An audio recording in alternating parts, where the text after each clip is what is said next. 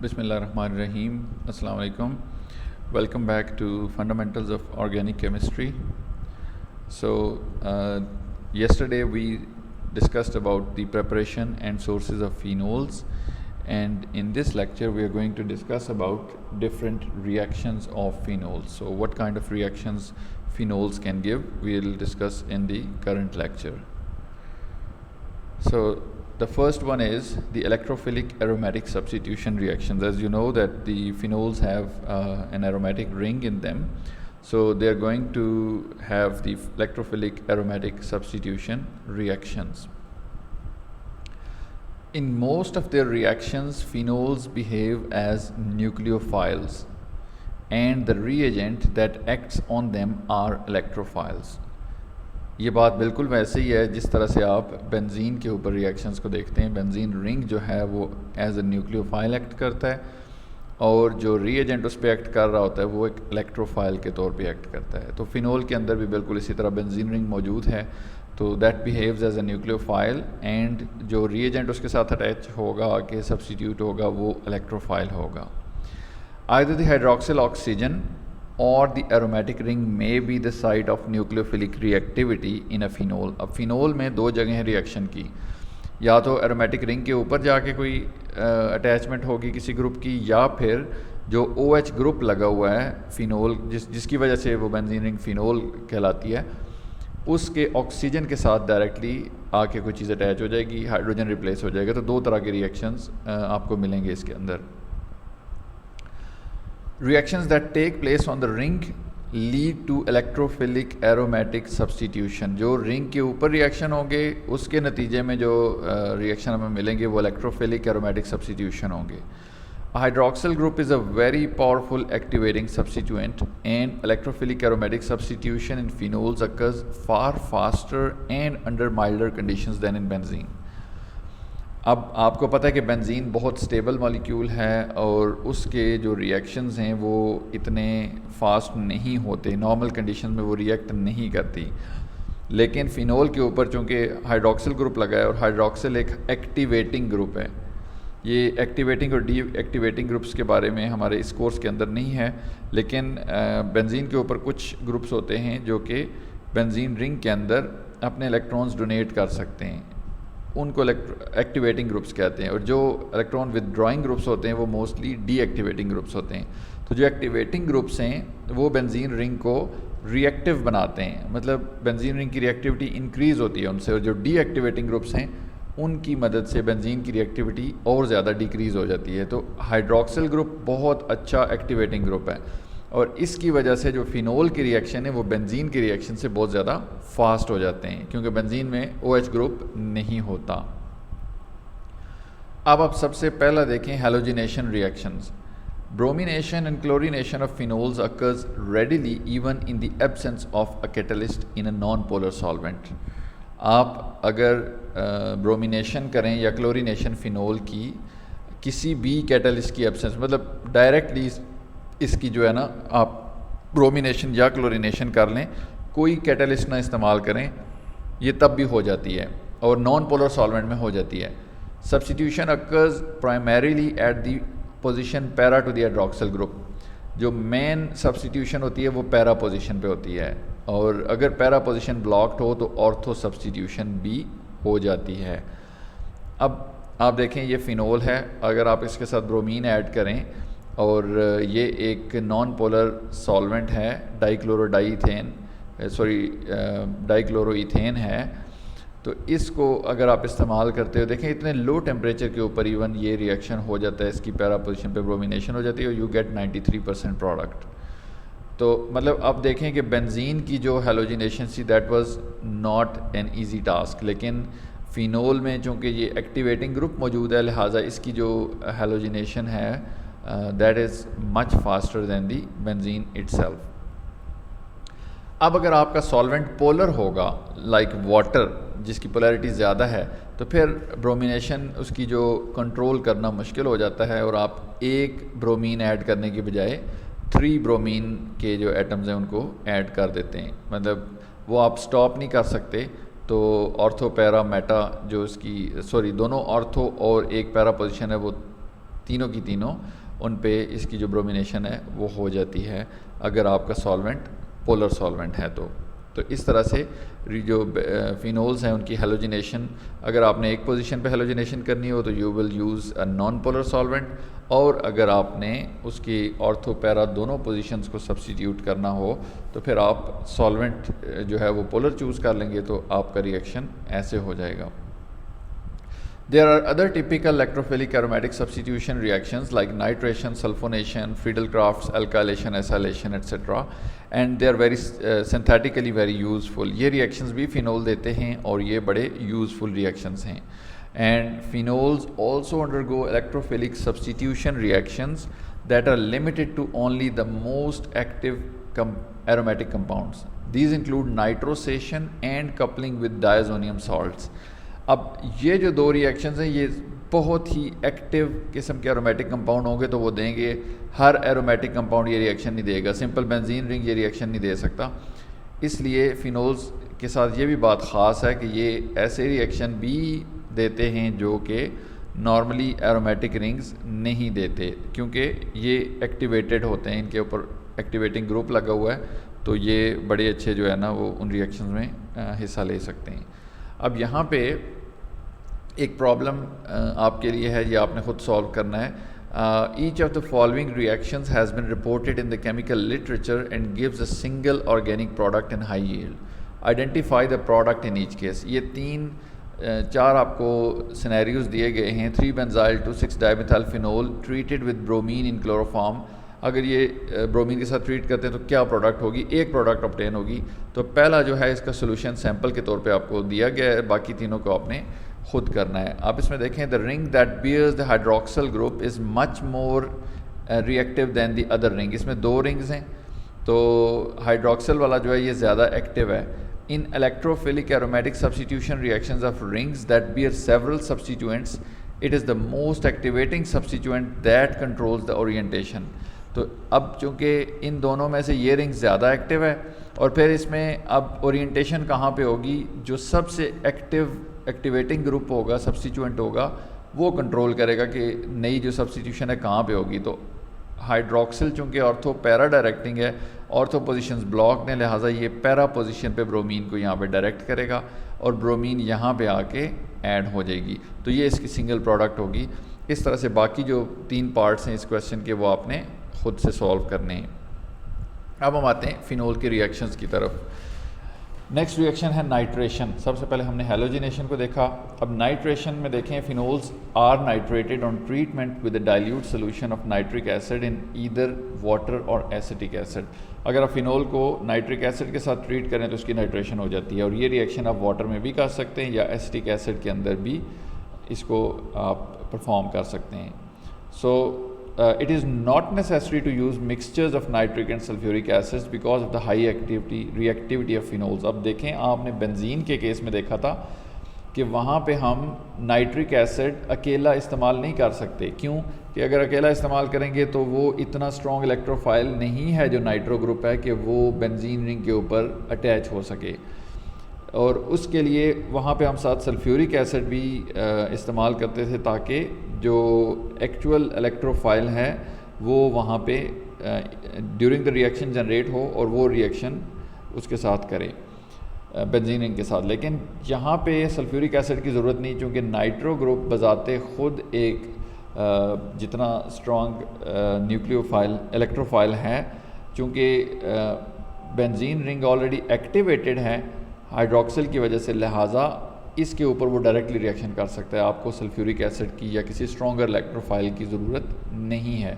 तो आप अगर देखें पैराक्रिजोल को नाइट्रिक एसिड के साथ ट्रीट करते हैं 5 डिग्री सेंटीग्रेड, इतने लो टेम्परेचर के ऊपर आपका ये रिएक्शन हो जाता है and you get the nitrated product. Next reaction is नाइट्रोसेशन।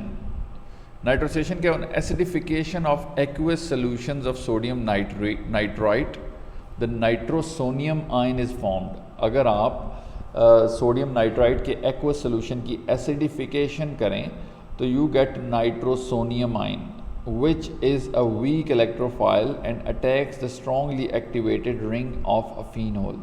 ये एक वीक इलेक्ट्रोफाइल है लेकिन स्टिल ये फ़िनोल के ऊपर अटैक कर लेता है। क्यों कि फ़िनोल का रिंग जो है वो एक एक्टिवेटेड रिंग है एंड यू गेट दी नाइट्रोसोफिनोल। ये देखें, अगर आपके पास इस तरह का फ़िनोल है 2-नेफ्थोल, तो अगर आप सोडियम नाइट्राइट और एसिड्स के साथ इसको ट्रीट करते हैं और वाटर के साथ, क्योंकि aqueous solution of sodium nitrite से जो ये sulphuric aqueous solution of sodium nitrite है वो नाइट्रोसोनियम आयन को जनरेट करेगा और वो नाइट्रोसोनियम आयन फिर यहाँ पे आके अटैच हो जाएगा। अब यहाँ पे चूँकि पैरा पोजिशन ब्लॉक्ड है, लिहाजा ऑर्थो पोजिशन के ऊपर नाइट्रोसोनियम आयन आके अटैच हो जाएगा and you will get this product 1-नाइट्रोसो-2-नेफ्थोल।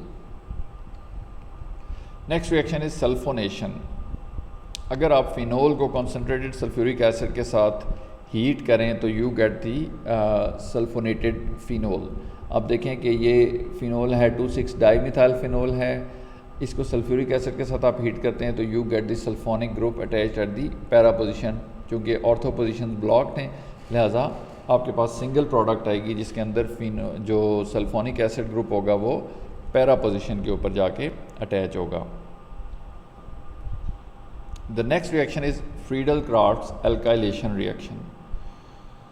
Alcohols in combination with acids serve as sources of carbocation. आपको पता है कि जब अल्कोहल्स एसिड्स के साथ मिलती हैं तो कार्बोकेटाइन्स जनरेट होते हैं और फिनोल के ऊपर अगर कोई कार्बोकेटाइन अटैक करेगा तो वो अल्काइलेशन होगी और रिजल्टिंग जो प्रोडक्ट होगा वो अल्काइलेटेड फिनोल होगा आपके पास। अब यहाँ पे देखें, ऑर्थोक्रिजोल है आपके पास और अगर आप इसको टर्शियरी ब्यूटाइल अल्कोहल के साथ in the presence of an acid treat करते हैं तो अल्कोहल में से जो कार्बोनियम आयन बनेगा ये टर्शियरी कार्बोकेटाइन बनेगा and that carbocation will be substituted on the benzene ring here. तो ये सब्सटीट्यूशन बिल्कुल वैसे होगी जिस तरह का मैकेनिज़्म हमने बेंजीन के रिएक्शंस के केस में इलेक्ट्रोफिलिक एरोमेटिक सब्सटीट्यूशन रिएक्शंस पढ़े थे, इनका भी मैकेनिज़्म बिल्कुल वैसे ही होता है। Next is Friedel-Crafts acylation. In the presence of aluminium chloride, acyl chlorides and carboxylic acid anhydrides acylate the aromatic ring of phenols. अगर आप एल्यूमिनियम क्लोराइड को इस्तेमाल करें, आपको पता है कि ये एक कैटलिस्ट है एसाइलेशन रिएक्शंस के अंदर, तो अगर आप इस्तेमाल करते हैं कार्बोक्सिलिक एसिड एनहाइड्राइड या एसाइल क्लोराइड तो ये दोनों सूरतों में आपके पास एसाइलेटेड प्रोडक्ट्स आ जाती हैं। अब यहाँ पे फिनोल को अगर आप ट्रीट करते हैं एसाइल क्लोराइड के साथ in the presence of aluminium chloride तो you get two products both ortho and para substituted products. Para substituted products ज़्यादा हासिल हो रही है क्योंकि ये एक बल्कि ग्रुप है, ये देखें, तो ऑर्थो पे ये लेस प्रेफर्ड होगा देन पैरा पोजीशन, लेकिन चूंकि दोनों पोजीशंस अवेलेबल हैं एंड एक्टिवेटेड हैं लिहाजा ये दोनों प्रोडक्ट्स आपको हासिल होंगी, लेकिन पैरा प्रोडक्ट जो है वो ज़्यादा तादाद में हासिल होगी क्यों due to the steric reasons. आप देखें कि ये C+CH3 ये एक बड़ा ग्रुप है जो कि यहाँ पे एडजस्ट होने की बजाय इधर ज़्यादा इजीली एडजस्ट हो सकता है। तो इस तरह से फ्रीडल-क्राफ्ट एसाइलेशन वर्क करती है।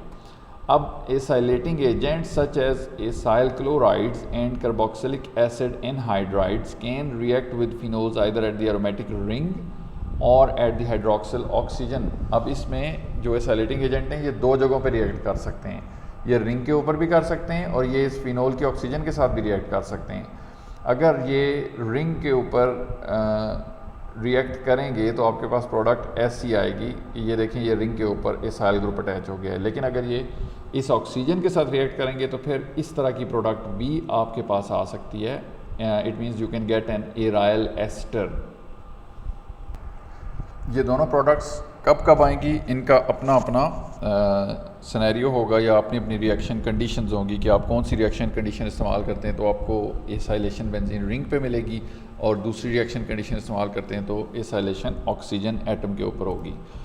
अब इसमें देखें कि अगर आप जिस तरह अभी पीछे हमने देखा स्लाइड नंबर 14 पे जो एसाइलेशन रिएक्शन था, C acylation of phenols is observed under the customary conditions of the Friedel Crafts reaction. कि जो फ्रीडल-क्राफ्ट रिएक्शन है यानी कि अब एल्यूमिनियम क्लोराइड इस्तेमाल करते हैं एज अ कैटलिस्ट, तो फिर क्या होता है कि जो एल्काइलेशन है वो किधर होगी, बेंजीन रिंग के ऊपर होगी। जिस तरह कि आपने ये देखें स्लाइड नंबर 14 पे देखा कि अगर हम एल्यूमिनियम क्लोराइड, सॉरी ये स्लाइड नंबर 15 थी, यहाँ पे देखें कि अगर हम एल्यूमिनियम क्लोराइड की मौजूदगी में एसाइलेशन करते हैं तो एसाइलेशन बेंजीन रिंग के ऊपर होती है।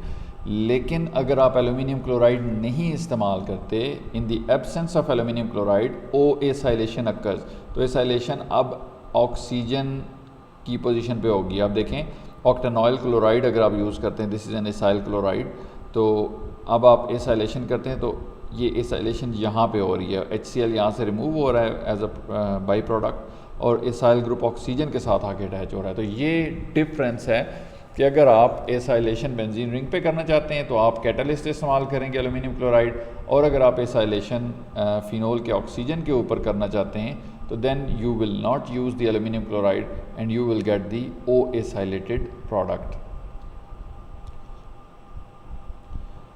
So O-acylation of phenols with carboxylic acid anhydrides can be conveniently catalyzed in either of the two ways।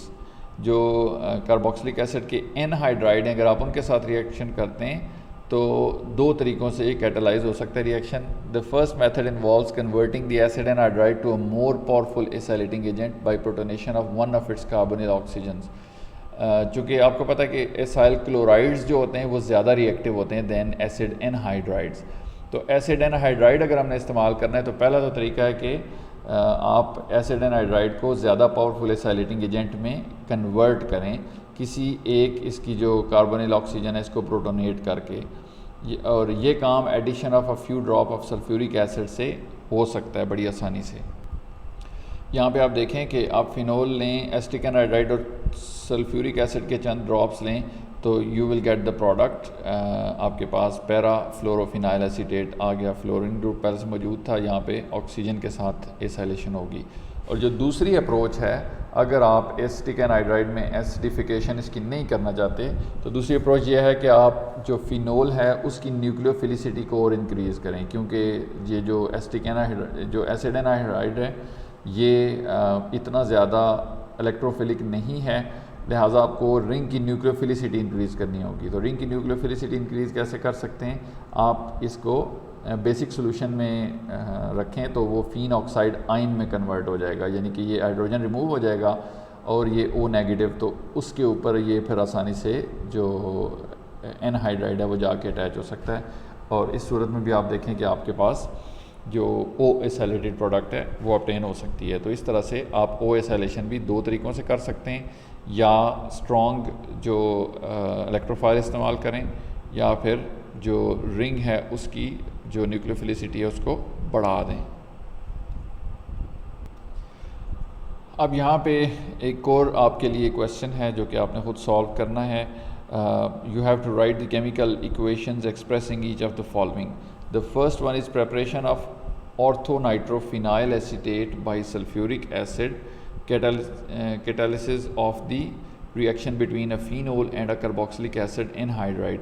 तो इस रिएक्शन की अगर आपने करनी है, इक्वेशन लिखनी है तो कैसे लिखेंगे, ये पहले वाला सैम्पल सोल्यूशन आपको दिया गया है, बाकी जो है वो आप इसके बाद जो आगे दूसरे दो पार्ट्स हैं इसके B और C पार्ट ये आप ख़ुद सॉल्व करेंगे, और इस तरह से इनकी जो इक्वेशंस हैं वो आप लिखेंगे जो ये रिएक्शंस हैं। We continue the acylation of phenols. अगर आप देखें जो O एसाइलेशन है that is faster than C acylation. जो ऑक्सीजन के ऊपर एसाइलेशन है वो कार्बन के ऊपर एसाइलेशन से ज़्यादा फास्टर है। The C isolation isomers are more stable however, लेकिन जो ज़्यादा स्टेबल हैं वो कौन से आइसोमर्स हैं, जो कार्बन के ऊपर आइसोलेशन होती है वो ज़्यादा स्टेबल हैं, वो ईज़िली फर्दर रिएक्ट नहीं करते। So it is known that aluminum chloride is a very effective catalyst for the conversion of aryl esters to aryl ketones। तो आपको पता है कि अगर एल्यूमिनियम क्लोराइड का कैटलिस्ट भी मौजूद हो और आपके पास अगर एराइल एस्टर बन रहे हों तो वो एराइल कीटोन्स में भी कन्वर्ट हो जाते हैं। ये चीज़ अभी हम देखते हैं, पीछे भी हमने यहाँ पे डिस्कस की थी कि ये आप देखें ना, O एसाइलेशन अगर होगी तो आपके पास एराइल एस्टर्स बनते हैं, ये एराइल एस्टर हैं। तो अगर एराइल एस्टर आपके पास बनते हैं तो वो एल्यूमिनियम क्लोराइड भी अगर प्रेजेंट है तो वो उसकी प्रेजेंस में रीअरेंज हो जाते हैं कीटोन्स के अंदर, मतलब एराइल एस्टर फर्दर कीटोन्स बना देते हैं, और इस आइसोमराइजेशन को फ्राइज रीअरेंजमेंट कहते हैं। फ्राइज रीअरेंजमेंट क्या है कि अगर आपके पास एक एराइल एस्टर बन गया है तो in the presence of aluminium chloride it gets converted to a aryl ketone.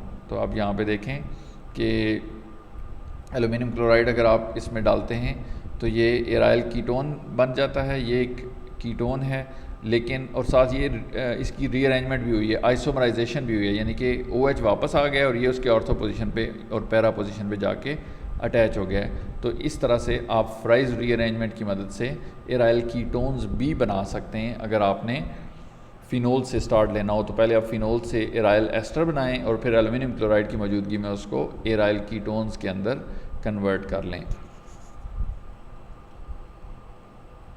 Next is the reaction of phenols with arene diazonium salts. कल के लेक्चर में हमने डाईएजोटाइजेशन के बारे में पढ़ा था कि आप बेंजीन रिंग के ऊपर डाईएजोटाइजेशन कर सकते हैं, जिसकी मदद से आप न्यूक्लियोफिलिक रिएक्शंस भी बेंजीन रिंग के ऊपर करवा सकते हैं। तो इसी तरह फ़िनोल के रिएक्शंस भी हैं डाईएजोनियम सॉल्ट्स के साथ। Adding a phenol to a solution of a diazonium salt formed from a primary aromatic amine leads to formation of an azo compound।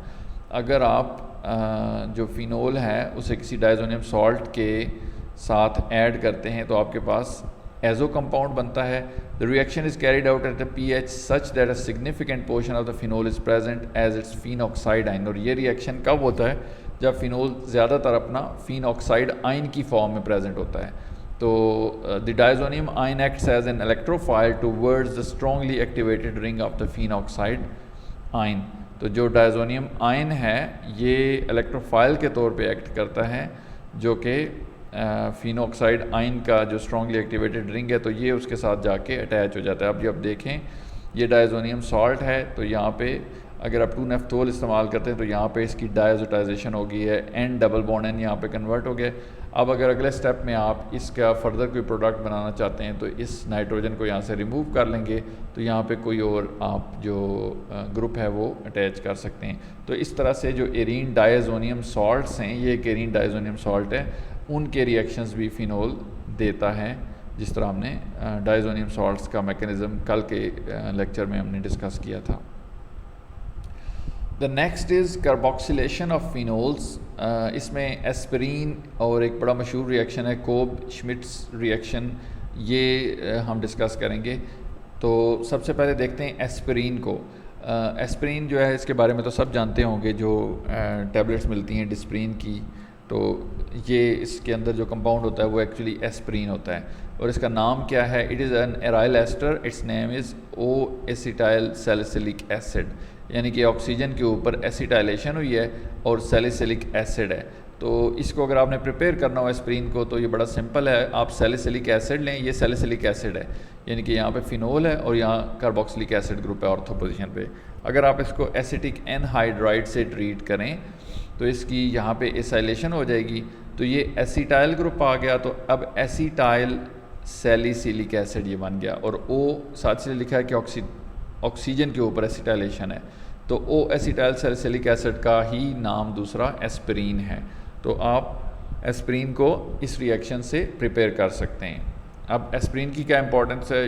It possesses a number of properties that make it an often recommended drug. It's an analgesic effective in relieving headache pain. आपको पता है कि ये sir दर्द के लिए बड़ी मौसर है, इसके अलावा ये एंटी इन्फ्लेमेटरी एजेंट भी है, और सम टाइम जो है ना आर्थराइटिस और माइनर इंजरीज़ की वजह से अगर कोई आपको स्वेलिंग हो जाए तो उसको भी रिलीव करती है।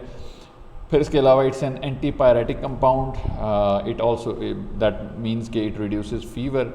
तो अगर आप सिर्फ US की एग्जांपल लें, each year more than 40 billion pounds of aspirin is produced in the United states.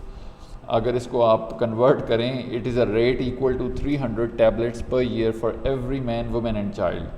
कि इतनी ज़्यादा एस्पिरिन प्रोड्यूस हो रही है कि अगर US के हर बंदे को 300 गोलियां दी जाएं पर ईयर तो वो पूरी हो जाती हैं। मतलब इतनी ज़्यादा एस्पिरिन प्रोड्यूस होती है, इससे आप अंदाज़ा लगा सकते हैं कि ये इंडस्ट्रियली इसकी कितनी इंपॉर्टेंस है और ये कितनी दुनिया में डिमांडेड है। तो एस्पिरिन की सिंथेसिस में आपको पता है कि जो की कंपाउंड है दैट इज़ सैलिसिलिक एसिड। तो सैलिसिलिक एसिड कैसे प्रिपेयर किया जाता है? It is prepared from phenol by a process discovered in the 19th century by the German chemist Hermann Kolbe. जो कोल्ब था उसने ये प्रोसेस डिस्कवर किया कि सैलिसिलिक एसिड कैसे बनाया जाए। सैलिसिलिक एसिड अगर आपके पास आ जाता है फिर एस्पिरिन बनाना मुश्किल नहीं है। तो सैलिसिलिक एसिड बनाने का जो प्रोसीजर था that was given by Kolb, he was a German scientist. इस कोल्ब सिंथेसिस में क्या होता है, इसको कोल्ब श्मिट रिएक्शन भी कहते हैं। इसमें जो सोडियम सॉल्ट है फिनोल का, यानी कि सोडियम फिनॉक्साइड आयन, ये फिनोल में अगर आप सोडियम सॉल्ट उसका बनाएं तो मतलब उसको बेस के साथ ट्रीट करें तो ये ONA ग्रुप आ जाता है। तो ये सोडियम फिनॉक्साइड है। इसको अगर आप हीट करते हैं कार्बन डाइऑक्साइड के साथ अंडर प्रेशर, यानी कि 100 एटमॉस्फेरिक प्रेशर के अंडर इसको हीट करते हैं, and the reaction mixture is subsequently acidified to yield salicylic acid. इसमें होता क्या है कि सबसे पहले जब आप इसको कार्बन डाइऑक्साइड के साथ हीट करते हैं इतने हाई प्रेशर के साथ, तो यहाँ पे कार्बन डाइऑक्साइड ऐड हो जाती है CO2 और साथ सोडियम डेफिनेटली उसका सॉल्ट है Na। तो अगर आप इसकी प्रोटोनेशन कर लेते हैं तो ये सोडियम यहाँ से हट जाएगा, यहाँ पे प्रोटॉन आ जाएगा तो CO2H में कन्वर्ट हो जाएगा, यानी कि आपके पास सैलिसिलिक एसिड यहाँ पे आ जाता है। तो इस तरीके से आप सैलिसिलिक एसिड की प्रिपरेशन करते हैं and the reaction is called as Kolbe Schmitt reaction. अब यहाँ पे आप देखें कि यू नो के hydroxyl group strongly activates an aromatic ring towards electrophilic attack and oxyanion substituent is an even more powerful activator. Phenol बजाते खुद बड़ा एक्टिवेटेड है, लेकिन अगर आप उसका ऑक्सीएनाइन बना दें यानी कि फिनॉक्साइड आइन बना दें तो ये उससे भी ज़्यादा पावरफुल एक्टिवेटर है। और इसमें आप देखें जो इलेक्ट्रॉन डीलोकलाइजेशन है रिंग के अंदर, अगर आप ये सारे स्ट्रक्चर्स को देखें तो आप देखेंगे कि यहाँ पे ये ऑर्थो पोजीशन है और पैरा पोजीशन के ऊपर आपको इलेक्ट्रॉन डेंसिटी ज़्यादा नज़र आ रही है। तो जो चार्ज है वो आपको ऑर्थो और पैरा पोजीशन पे नज़र आ रहा है। इस वजह से जो इसके रिएक्शंस हैं वो ऑर्थो और पैरा पे होते हैं, यानी कि जो सब्स्टिट्यूएंट्स इनकमिंग हैं दे कम एट आइदर ऑर्थो पोजीशन और पैरा पोजीशन। वो मेटा पोजीशन पे नहीं जाते क्योंकि आप देखें मेटा पोजीशन पे जो चार्ज है वो इलेक्ट्रॉन डेंसिटी हायर नहीं है।